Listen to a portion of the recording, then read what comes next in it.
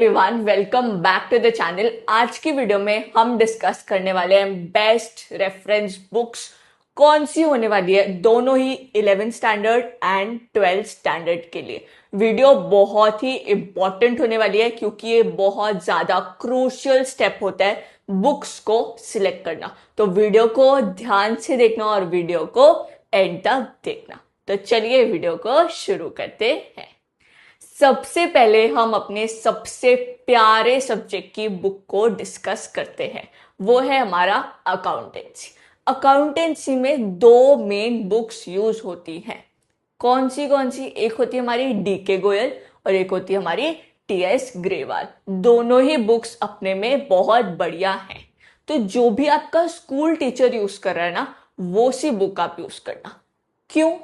क्योंकि होगा क्या, जब वो आपको होमवर्क देंगे ना, तो आपके लिए वो करना इजी पड़ेगा। अगर आप और आपके स्कूल टीचर के पास अलग अलग बुक्स होंगी तो बहुत ज्यादा मिसमैच होगा और बहुत ज्यादा कंफ्यूजन क्रिएट होगा और आप क्वेश्चंस नहीं सॉल्व कर पाओगे जो भी होमवर्क में दिए होंगे। तो जो भी आपका स्कूल टीचर बोल रहा है वो सी बुक आप यूज कर सकते हो। एंड अगर आपका स्कूल टीचर आपको फ्रीडम दे रहा है कि आपको जो सी बुक यूज करनी है आप करो, तो आई वुड सजेस्ट आप डीके गोयल के साथ जाना। मैं भी आपको डीके गोयल से ही पढ़ाने वाली हूँ। क्यों? क्योंकि इसमें बहुत ज्यादा सिंप्लीफाइड वे में हर चीज समझाई गई है और क्वेश्चन भी बहुत अच्छे अच्छे हैं। अब हम चलते हैं अपने सेकेंड सब्जेक्ट में, वो है इकोनॉमिक्स। इकोनॉमिक्स में कौन सी बुक रेफर करनी है? देखो, बहुत सारे ऑथर्स अवेलेबल हैं, जैसे वीकी ओरी हो सकता है, राधा बहुगुणा है, संदीप गर्ग है। पर मैं आपको सजेस्ट करूंगी कि आप संदीप गर्ग को प्रेफर करना। क्यों? सबसे पहले तो उसमें सिंप्लीफाइड वे में हर चीज समझाई गई है और फिर जब आप क्वेश्चन सॉल्व करने जाओगे ना, तो उसमें धीरे धीरे डिफिकल्टी लेवल बढ़ाया गया है। बट वहीं वीक्योरी में भी बहुत ही सिंप्लीफाइड वे में हर चीज समझाई गई है, बट क्वेश्चन थोड़े ट्रिकी से है तो आप थोड़ा कंफ्यूज हो जाओगे। उसमें थोड़े out of the box question पूछे गए हैं, तो इसलिए आपको कंफ्यूजन ना क्रिएट हो तो आई वुड सजेस्ट सबसे बेस्ट बुक आपकी संदीप गर्ग रहने वाली है।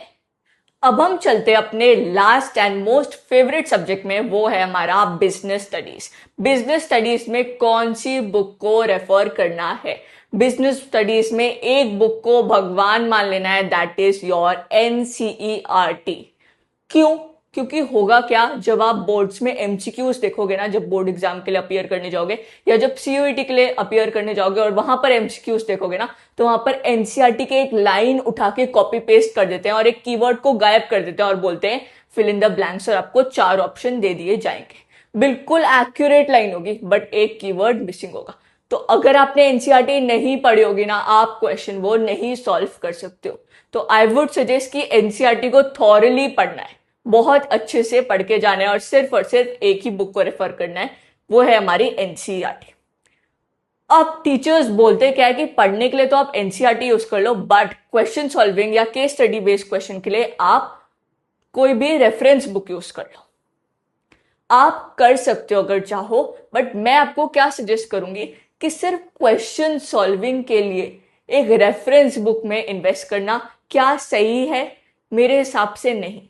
तो आप क्या कर सकते हो, आप जैसे जैसे चैप्टर करते जाओगे, जैसे आपका चैप्टर 1 कंप्लीट हुआ, उसकी पीडीएफ को आप चैट जीपीटी में अपलोड कर दोगे और वहां पर प्रॉम्प्ट लिखोगे कि इसमें से मोस्ट डिफिकल्ट 20 क्वेश्चन मेरे को बना के दे दे एमसीक्यू फॉर्म में, या फिर मोस्ट डिफिकल्ट एसर्शन रीजनिंग के क्वेश्चन देते, या फिर most difficult true and false देते, या फिर most difficult fill in the blanks देते, और वो आपको पूरा फॉर्मेट में बना के दे देगा।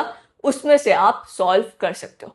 बट किसी को बहुत ज्यादा एक्साइटमेंट है या किसी को बहुत ज्यादा शौक है कि हाँ मुझे तो रेफरेंस बुक से ही पढ़ना है, रेफरेंस बुक से ही केस स्टडी सॉल्व करनी है, रेफरेंस बुक से ही क्वेश्चन सॉल्व करने हैं, तो आप पूनम गांधी को रेफर कर सकते हो। बट मैं आपको सजेस्ट करूंगी कि आप चैट जीपीटी, जैसे मैंने आपको बताया उस तरीके से भी आप क्वेश्चन सॉल्व कर सकते हो। और फिर जब आपका पूरा सिलेबस कंप्लीट हो जाएगा अगस्त के टाइम पे, आप किसी क्वेश्चन बैंक में इन्वेस्ट कर लेना। उसमें भर भर के एमसीक्यू होते हैं, भर भर के केस स्टडी बेस्ड क्वेश्चन होते हैं। आज के लिए इतना ही। आई होप आपको ये वीडियो समझ में आई होगी। आई होप आपको ये वीडियो रिलेटेबल लगी होगी, यूजफुल लगी होगी।